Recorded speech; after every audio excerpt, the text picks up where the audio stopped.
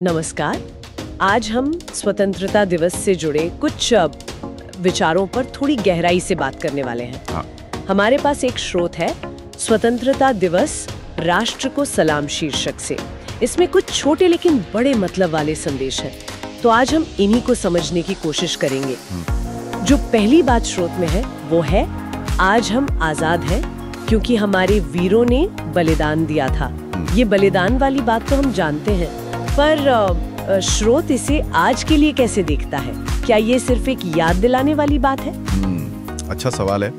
देखिए, स्रोत इसे सिर्फ एक क्या कहते हैं, गुजरी हुई घटना की तरह नहीं देख रहा। जोर इस पर है कि ये जो आजादी है ना, ये एक विरासत है और इसका मोल चुकाया गया है। विरासत? हाँ, मतलब कीमत है इसकी। बिल्कुल।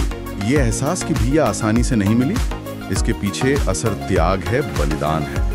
ये बात इस स्वतंत्रता को और भी ज्यादा कीमती बना देती है। हाँ, ये जुड़ाव जरूरी है कि ये सिर्फ इतिहास का पन्ना नहीं बल्कि चुकाई हुई कीमत है। और शायद इसीलिए अगला विचार आता है, उनकी बहादुरी ने हमें ये आजादी दी, चलो इसे संजोएं और आगे बढ़ाएं। अब ये संजोने और आगे बढ़ाने का क्या मतलब हुआ?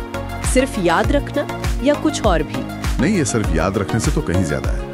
स्रोत इसे एक तरह की सक्रिय जिम्मेदारी बता रहा है। संजोना मतलब इसकी कदर करना, इसे बचाए रखना और आगे बढ़ाना। हाँ। आगे बढ़ाना वो सिर्फ सुरक्षित रखना नहीं है, वो है देश को प्रगति की ओर ले जाना। ये बात स्रोत में ही आगे आती है ना। आज का भारत एक नया भारत, सपनों और तरक्की की राह पर। तो ये एक तरह से भविष्य बनाने का बुलावा है, सिर्फ अतीत का सम्मान नहीं। अच्छा, तो ये एक जिम्मेदारी वाली बात हो गई, सिर्फ एहसास वाली नहीं। ठीक है, अब एक और बड़ी दिलचस्प बात। स्रोत कहता है, हम अलग हैं फिर भी एक है, यही है भारत की पहचान।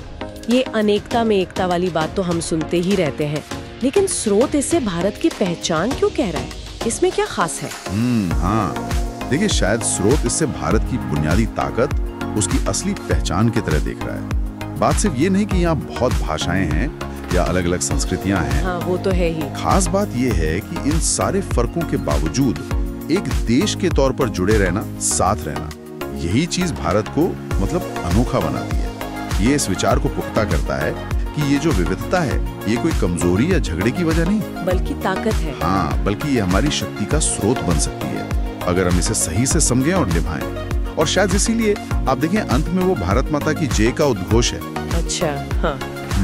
वो जैसे इन सारी भावनाओं को, बलिदान के लिए आभार, तरक्की की इच्छा और इस अनोखी एकता को एक साथ समेट लेता है। तो अगर हम इन सब विचारों को एक साथ देखें, तो ये स्रोत हमें स्वतंत्रता दिवस पर क्या याद दिला रहा है? एक तो बलिदान का मोल समझें, दूसरा इस आजादी को एक जिम्मेदारी की तरह निभाएं और देश को आगे ले जाएं, और तीसरा अपनी इस अनेकता को अपनी पहचान और ताकत माने। ये सिर्फ नारे नहीं है, इनके पीछे गहरे अर्थ हैं। बिल्कुल। और मुझे जो बात यहाँ दिलचस्प लगती है वो ये है कि कैसे ये चंद लाइनें, ये छोटे वाक्य राष्ट्र बनाने के बड़े बड़े विचारों को, जैसे इतिहास का सम्मान, भविष्य का निर्माण, अनेकता में एकता, इन सबको अपने अंदर समेट लेते हैं। ये दिखाता है कि कम शब्दों में भी कितनी गहराई हो सकती है। सही बात है। तो जाते जाते एक सवाल शायद हम अपने श्रोताओं के लिए छोड़ सकते हैं सोचने को।